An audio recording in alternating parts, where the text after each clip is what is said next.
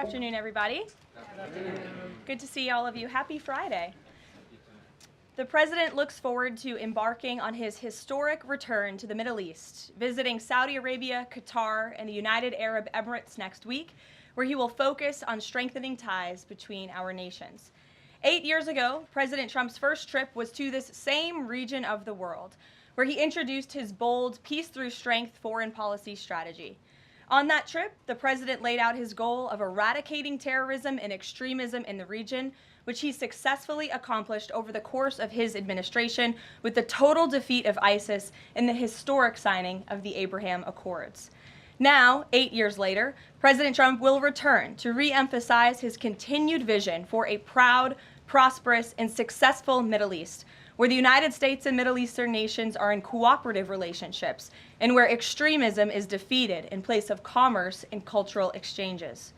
This trip ultimately highlights how we stand on the brink of the golden age for both America and the Middle East, united by a shared vision of stability, opportunity, and mutual respect. The President greatly looks forward to visiting with our brave men and women in uniform at our U.S. Air Base in Qatar throughout this trip. Yesterday, President Trump demonstrated the art of the deal and secured a historic trade agreement, despite all of the naysayers who said no deals were coming. That, of course, turned out to be untrue. On the 80th anniversary of Victory Day for World War II, President Trump announced a great deal that provides American companies unprecedented access to the UK markets while bolstering U.S. national security. This trade deal will massively expand U.S. market access in the United Kingdom, creating a $5 billion opportunity for new exports for U.S. farmers, ranchers, and producers. This includes more than $700 billion in ethanol exports and $250 million in other agricultural products like good old American beef. The deal commits the United States and United Kingdom to work together to enhance industrial and agricultural market access and strengthens American competitiveness. Importantly, the deal also ensures streamlined customs procedures for U.S. exports. The UK will also be purchasing $10 billion of American-made Boeing planes as part of the deal. A trade agreement like this between the United States and the United Kingdom was being worked on for many years but continued to prove elusive. But because of President Trump's bold negotiating approach, he got it done. All of this happened because of President Trump's implementation of powerful tariffs to end the era of economic surrender and rebalance America's trading agreements. American workers and companies are the best in the world, and they finally have a president who has their backs, fights for them, and delivers good deals that puts them first. This is just the first of many trade deals to come. Get ready for more historic deals and our country to boom like never before. On that note, Treasury Secretary Scott Bessent and Ambassador Jamieson Greer will meet with the lead representatives on economic matters from the People's Republic of China over the weekend in Switzerland.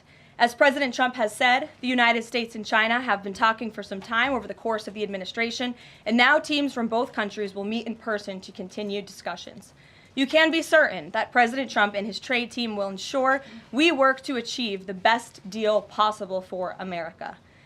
In other news, the Trump administration just announced a new incentive for illegal aliens living in the United States to self-deport. Eligible illegal aliens who now use the CBP Home app to self-deport will receive a clear, safe way to leave the United States. Their plane tickets home may be paid for, and they will receive a $1,000 stipend once we have confirmation that they have left our country. This new feature will allow illegal aliens to have a planned departure out of the country and to leave as soon as possible in a dignified way. If illegal aliens make the right decision here and submit their intent to depart through the CBP Home app and pass extensive vetting, they will be temporarily deprioritized for ICE detention and enforcement action before their scheduled departure. And leaving voluntarily in this matter may improve their legal immigration options in the future. This initiative will also save massive amounts of money for American taxpayers. Voluntary departures are much more cost-effective than traditional removals. By deploying the CBP Home app in this new way, President Trump is aiming to reduce the need for costly arrests, detentions, and court proceedings. Currently, the average cost of traditional removal is more than $17,000 per illegal alien. Our projections estimate that the use of the CBP Home app will massively reduce that financial burden by approximately 70%, so taxpayer dollars can be redirected and our brave immigration law enforcement officers can focus on removing the most violent illegal aliens hiding in our communities. Finally, it was announced this morning that First Lady Melania Trump secured a $25 million investment in President Trump's budget to provide housing and support for youth transitioning out of foster care. And in recognition of the 7th anniversary of Mrs. Trump's Be Best initiative, the U.S. Department of Housing and Urban Development allocated funds toward the agency Foster Youth to Independence program. Yesterday, Mrs. Trump hosted a special celebration of military mothers with the president, bringing together 150 military moms from around the country to recognize their service, not just in their home, but for our country. For those of you who were there at the events yesterday like I did, I have no doubt you will join me in recognizing how truly special those moments were. So let's get to questions. Here in our new media seat today is Andrew Egger, the White House correspondent for The Bulwark. The Bulwark is a new media company launched in 2019 with hundreds of thousands of readers on Substack and more than 1 million subscribers on YouTube. Andrew, please kick us off, and thanks for being here. Yeah, thank you for having me, Caroline. The president posted another ad this week for his Trump meme coin. The group that's running that coin is encouraging people to buy in order to win a dinner this month with the president. Why is the president planning to attend a dinner for the top investors in his coin? Look, the president is abiding by all conflict of interest laws. The president has been incredibly transparent with his own personal financial obligations throughout the years. The president is a successful businessman, and I think, frankly, it's one of the many reasons that people reelected him back to this office. There are at least some people who are buying this coin who seem to view it as an opportunity to influence the president's views. There was a logistics company this week that said they would buy $20 million in the coin in order to advocate for free trade between the U.S. and Mexico. If buyers are buying for that reason, are they wasting their money? Look, I can assure you the president acts with only the interests of the American public in mind, putting our country first and doing what's best for our country, full stop. That's his intention, and that's what he's focused on. Kristen, good to see you here today. Welcome back. Caroline, thank you. Glad to be back. So on those China talks, what does President Trump expect to come out of those talks, and is he going to be disappointed if his team can't secure a deal? Well, look, the president is very confident in his Secretary of Treasury, Scott Bessent, and of course Ambassador Jamieson Greer, who has played an instrumental role in all of these trade negotiations as well. I think yesterday's success, the announcement of a trade deal with the United Kingdom, is a great first step. Again, many said in this room it couldn't be done. Now we are moving forward with many other countries. We're talking to dozens of our trading partners around the world. But of course, China is a major country, a major player in this space. And the president has said, and he's right, China needs the United States of America. They need our markets. They need our consumer base. And Secretary Bessent knows that he's going to Switzerland this weekend with the full support and confidence and trust of the president here at home. Jack?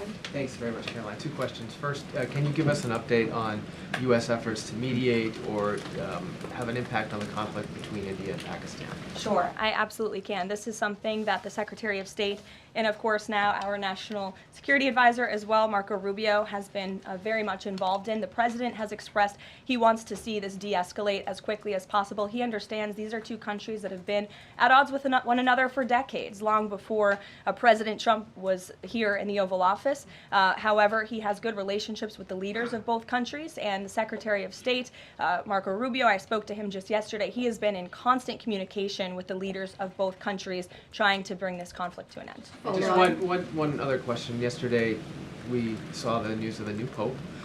Before Pope Leo became Pope Leo, there were some critical comments that he made about President Trump and about Vice President Vance on his then X account. Does the White House have any reaction to those comments? The president made his reaction to Pope Leo's announcement yesterday very clear. He is very proud to have an American Pope. I think it was a surprise to everyone. I saw the news media was surprised to report on that yesterday, but it's a great thing for the United States of America and for the world, and we are praying for him.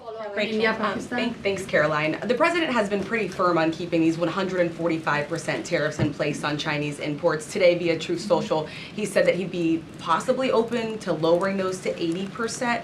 Why the change, and how did the president land on 80? The president still remains with his position that he is not going to unilaterally bring down tariffs on China. We need to see concessions from them as well. And again, that's part of the reason that Secretary Bessent is going to talk to his Chinese counterparts this weekend to start those discussions in person. As for the 80% number, that was a number the president threw out there, and we'll see what happens this weekend. And always in the effort of transparency, I'm sure you'll hear directly from the Treasury Secretary or the president after those negotiations conclude. Jackie. Thank you, Caroline. Why did the White House announce this deal with the UK before all of the details were finished? That's not true, actually. I saw the fact sheet. I saw the deal as well before the president brought all of you in the Oval Office in the effort of transparency. You had the president and the prime minister on the phone talking to all of you directly about how this was a great deal, a phenomenal deal, and discussions will continue. But as I spoke to our Ambassador Greer yesterday, this is how trade deals work. You set an initial agreement, you set the framework, you set up the deal, and then of course,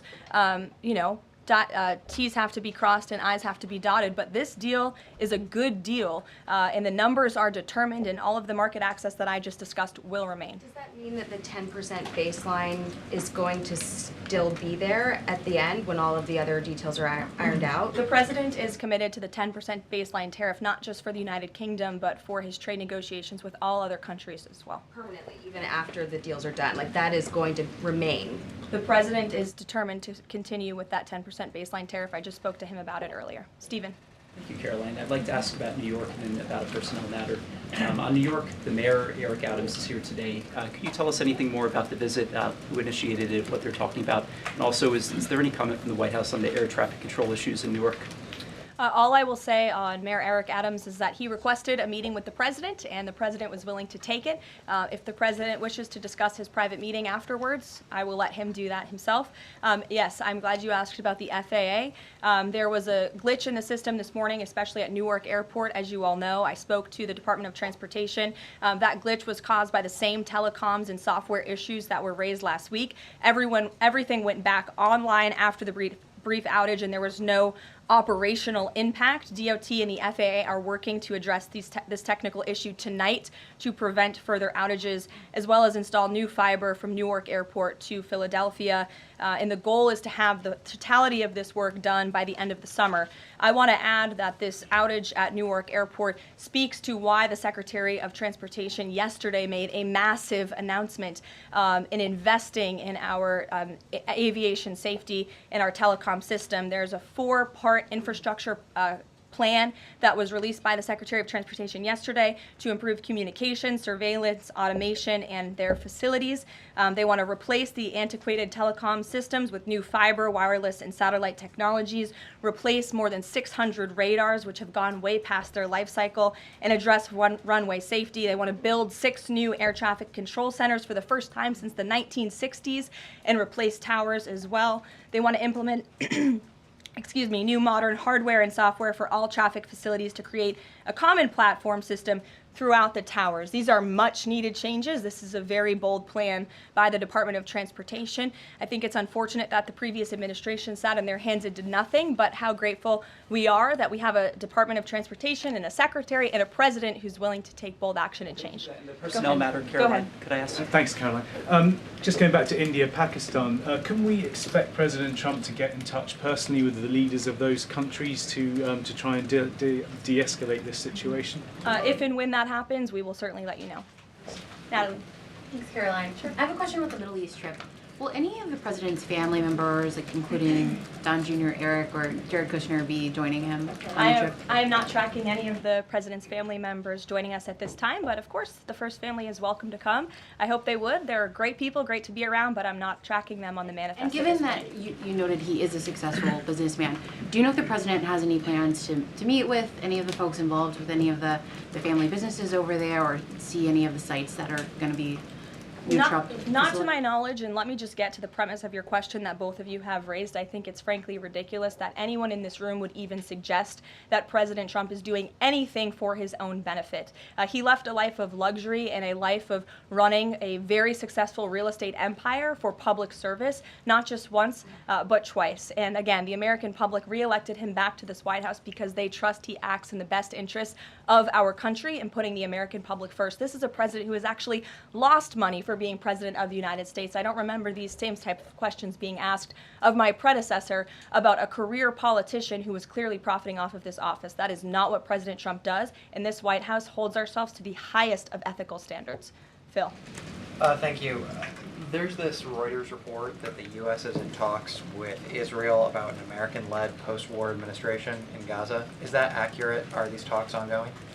We are in constant communication and dialogue with our counterparts and our allies and friends in Israel. Ron Dermer was here at the White House yesterday meeting with members of President Trump's team. As for the situation in Gaza, the president and his entire national security team have made it very clear we want to see the hostages released from Gaza. That is a priority for this administration. As for what that looks like, and even moving beyond that, I'm not going to get into the details of plans that frankly may or may not have even been proposed, but I can emphasize what the president holds closest in his heart right now, and that's the release of all of the hostages in Gaza. And then there's been some conservative pushback to some of these salt tax, the salt tax cap. For instance, Majority Leader Steve Scalise said that bringing back the state and local tax deduction would essentially mean, quote, 45 states are subsidizing 5 states that have very high taxes imposed by leftist governors.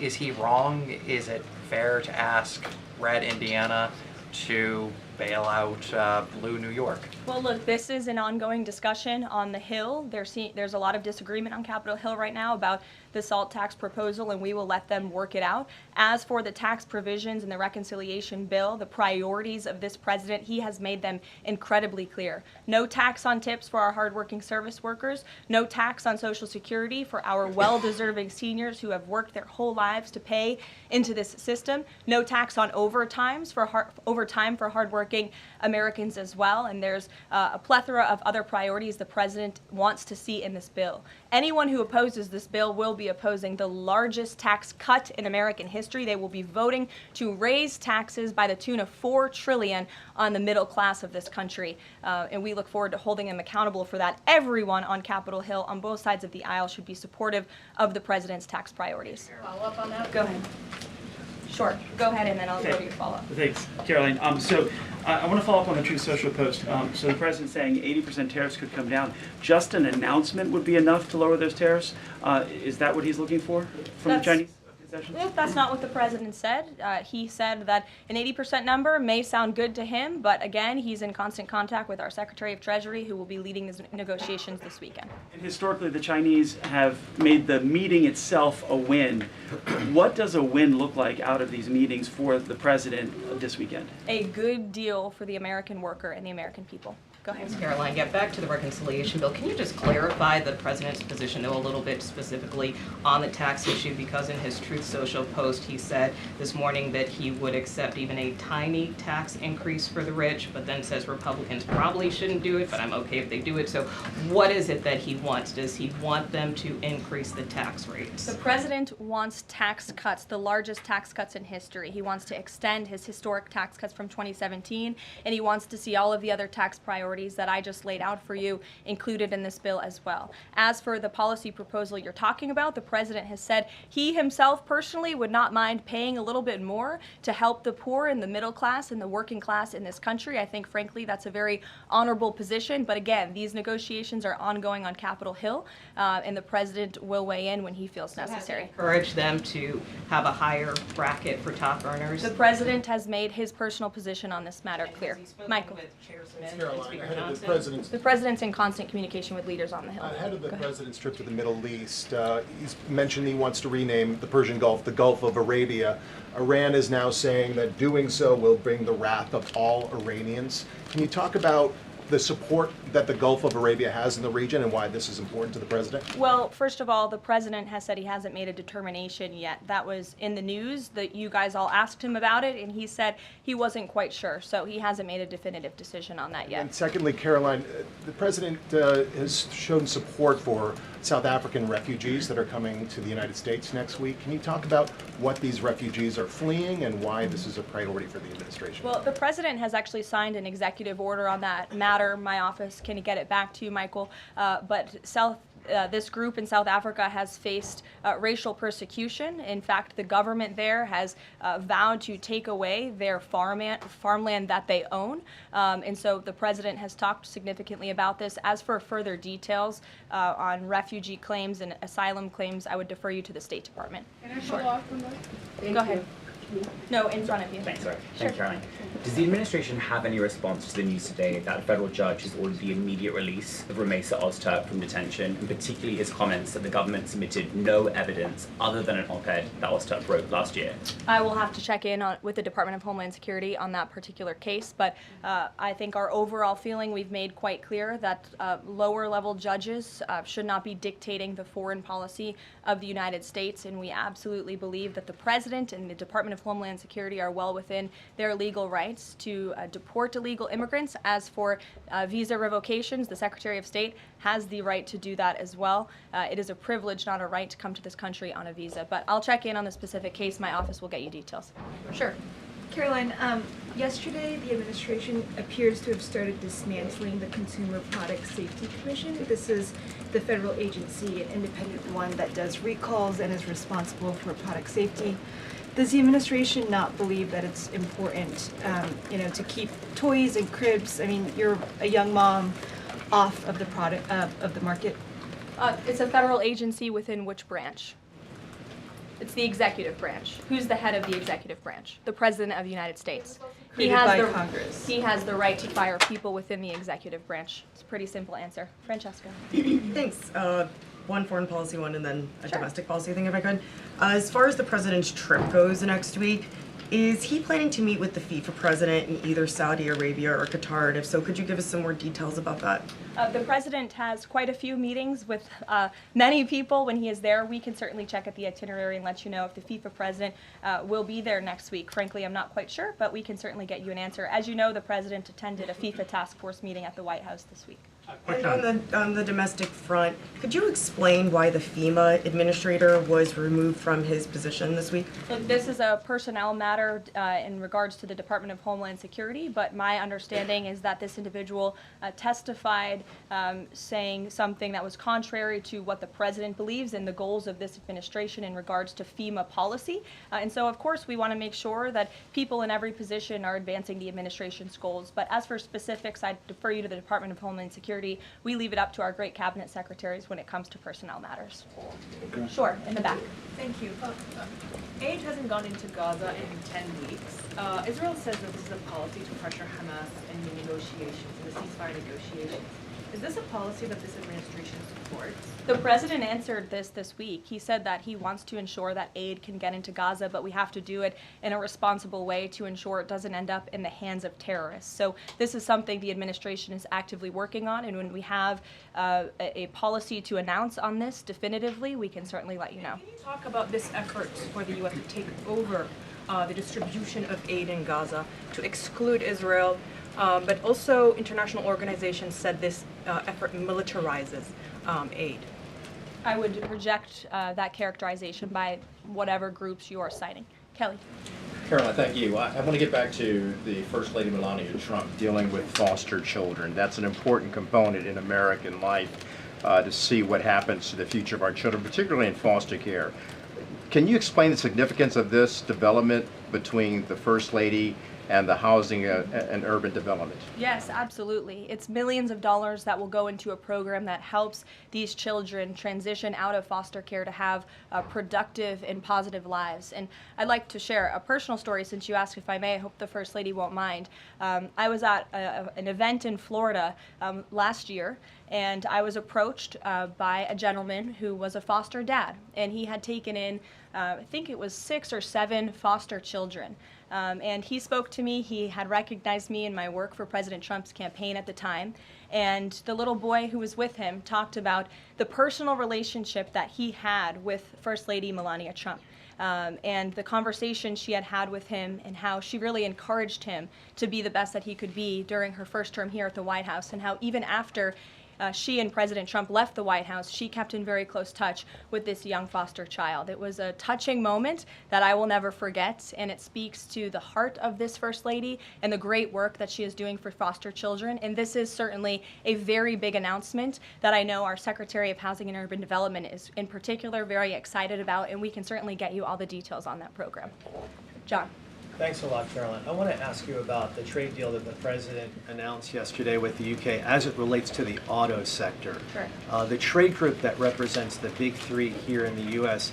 believes that it may put the big three automakers at a competitive disadvantage. What the trade group says is that it will now be cheaper to import a UK vehicle with very little American content than a USMCA compliant vehicle imported from Mexico or Canada with just 50% American content.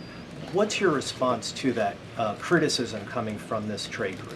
Well, first of all, let's be clear about what the deal does. It sets a 10% rate on auto imports for the first 100 cars that are imported into the United States. 100,000 cars, thank you. That would be very few cars. 100,000 cars imported from the United Kingdom. After 100,000 vehicles, it goes back up to a 25% tariff. And as for our U.S. auto manufacturers, our auto industry, the president wants to put them on the best pedestal to compete. And by the way, if they produce vehicles right here in the United States of America, they will face no tariff at all. I would argue of any industry, the president has spent more time talking to and listening to the concerns of our auto industry here at home. He hears them, he believes in them, he wants to see them produce their vehicles here in the United States of America. This is a good deal for them too. Is this a model for European and Asian vehicles as well, what we see coming out of the UK trade deal with the US? Look, all of these deals are going to be tailor-made. The president has said that from the beginning. It's very apropos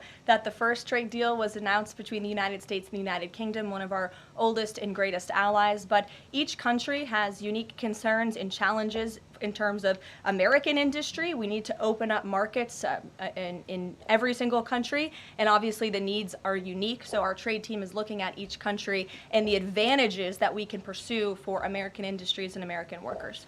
Sure. Happy early Mother's Day. Oh, thank you. The president said yesterday that he would be speaking with Zelensky shortly. Did that call happen yesterday, or do we expect that to happen in the near term? The call happened yesterday. President Zelensky called the president to tell him that the critical minerals deal had passed the parliament in Ukraine. I talked to the president about that call. He said it was very good and productive, and of course the critical minerals deal is great for Ukraine, but also of course for the United States of America and our taxpayers here. It was a good call, and they also spoke about, of course, this ceasefire that the president proposed, the 30-day ceasefire between Russia and Ukraine, which we know Europe is on board with, and we hope both countries will agree to. So next week, do we expect President Putin, is there any chance that he could meet with Trump while he's in the region? The president answered this yesterday. Not going to happen. Question on ceasefire. Has he got any reaction from Zelensky or Putin on the proposal for ceasefire? Is he satisfied by the reaction to that proposal? Not to my knowledge, but certainly if there is a reaction and updates, I'm sure you'll hear directly from the president. Question, the president fired the Librarian of Congress. Why did he choose to do that? We felt she did not fit the needs of the American people. There were quite concerning things that she had done at the Library of Congress in the pursuit of DEI and putting inappropriate books in the library for children, and we don't believe that she was serving the interests of the American taxpayer well, so she has been removed from her position, and the president is well within his rights to do that. John. Thank you, Caroline. Happy Mother's Day as well. Thank you. President Trump ran on delivering the biggest tax cut in history, got over 7 million votes. Right now, you got a handful of obstructionists in the Republican conference that are saying they're not going to go along with his tax cut package. You just said those that don't will be held accountable. What is your description of being held accountable? Well, look, I think they'll be held accountable by the voters in their respective districts if they choose to vote for a tax hike to the tune of $4 trillion, which would raise taxes to thousands of dollars per household in this country. The president has great political instincts. That's why he's back in the Oval Office, and Capitol Hill should follow his lead. As for the president, speaking of him, he will be signing executive orders later this afternoon. We are happy to provide more information on those executive orders if you wish. Thank you for the Mother's Day wishes, and happy Mother's Day to all of the moms in the room. And don't forget to call your mom this Sunday. We'll see you guys later. Have a good weekend. Thank you, Caroline. Thank you.